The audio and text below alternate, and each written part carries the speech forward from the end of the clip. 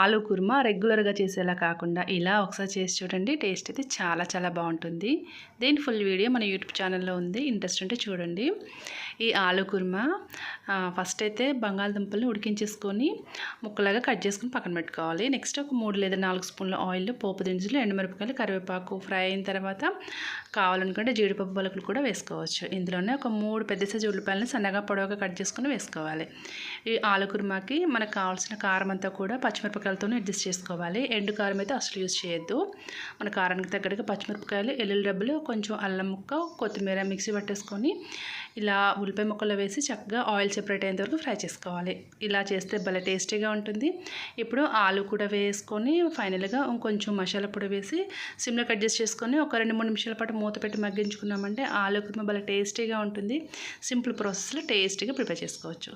So మరి ఈ video నచ్చితే లైక్ చేసి సబ్స్క్రైబ్ చేయండి.